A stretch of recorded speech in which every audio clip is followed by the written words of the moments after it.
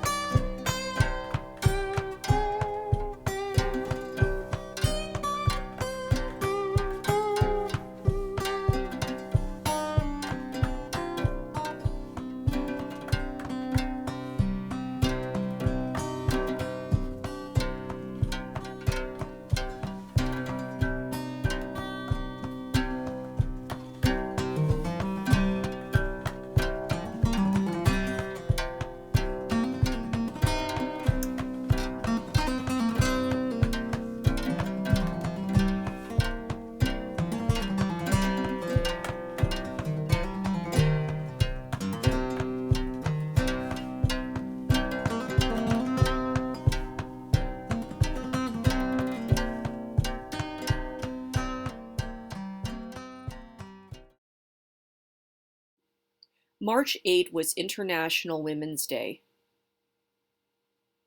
It was marked in Edmonton with a march down White Avenue, followed by speakers in a nearby church. So whose streets are we talking about? Whose streets? Our streets! Whose streets? Our streets! Whose streets? Our streets! We're here on International Women's Day. We're exercising our democratic right to raise our voices, to take to the streets, and let people know what our concerns are, and let people know what our struggles have been. We decide. History as well as last year. We know that the history of International Women's Day, a lot of lives of the struggle of textile workers, have shown us that this was far from over. The women who were working largely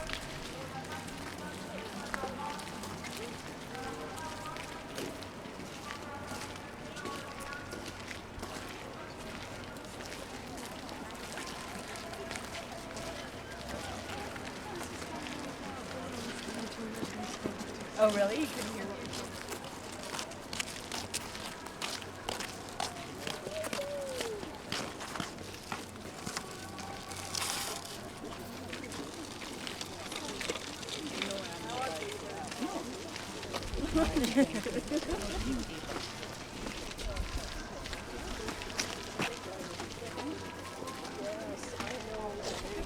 Well, International Women's Day is something I've been involved with for a long time. It's a day that has a long history of activism, and what we wanted to really highlight at the march this year was how women are active not only in women's issues, but really in all the important issues that face our families and our communities. So everything from anti-war struggles to being active in their unions, or just fighting for basic healthcare, education, all those kinds of things. So that's what we're celebrating and honoring today. How much work goes into organizing something like this? Well, you know, we this is now the fourth year in a row that we've done a march in Edmonton after a long break. So you know, things move along pretty smoothly. You know, really it's just putting the call out to different organizations, unions, and community activists to mobilize on this day when we have millions of women marching around the world. And then to invite our speakers as well. So after the march, we'll be gathering at a hall to hear a number of speakers speaking from their unions, also highlighting issues affecting First Nations and Aboriginal people. So since the Idle No More movement has really taken off, we've felt it's important to highlight those concerns as well, including the concerns around equal access to education for First Nations and Aboriginal children. Do you feel that an event like this is important in raising awareness of issues pertaining to women? Yeah, definitely. It's like I said, it's not just about issues affecting women. So you know, we need to see universal access to childcare. We need to end the pay gap, but also to recognize that, you know, when there are services, for example, that are delisted or privatized, that it's often women that pick up the burden in their community. So to really see that women's issues are a range of things anything that affects the well-being of our families and communities. That's where you'll see women active in the struggle. So yeah, it's about raising awareness. It's about celebrating those commitments, and taking to the streets is an important part of this day, to have that experience of raising our voices and exercising our democratic right to take our concerns into the street. Great, thank you. For the custody positions of Aboriginal women who face disproportionately high rates of violence. So we call for justice.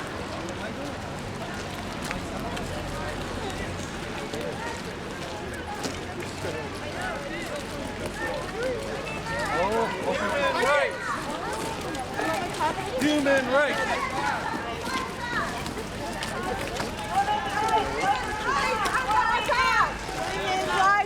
Are you walking? Stand up, fight back.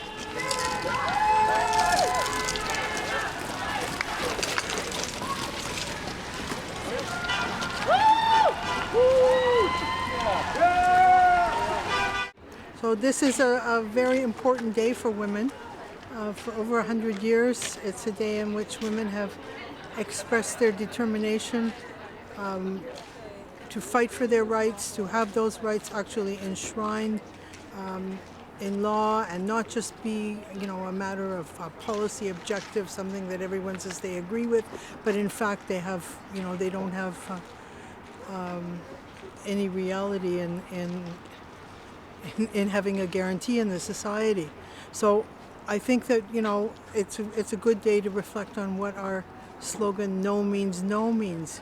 Because unless our no has meaning, unless we can stop those who are depriving us of power, unless we can say no and it actually, put a stop to those who are depriving people of their rights, who refuse to give women all the things which are required in order to end violence against women, who are depriving women and men of the right to determine the most basic things about their lives, including their wages and their working conditions, and who are, responsible for wreaking havoc all over the world wherever people are standing up and wanting to take their own independent path. So, really it's a day when we remember and renew that fight for political empowerment, for the right to be the decision makers in our lives, to have control over our lives, and to build the kind of society that we aspire to, because a society that looked after the needs of women and children would be a society in which the rights of all were upheld. It would be the kind of society that progressive humanity aspires to. Under attack, what do we do? Stand up! Women and children, under attack, what do we do? Stand up, fight back!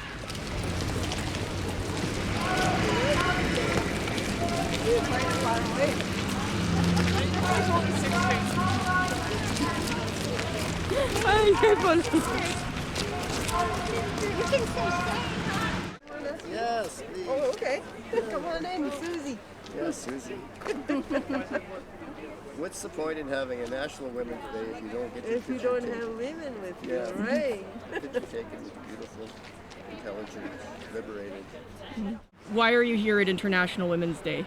In solidarity with women the world over and the Mother Earth herself.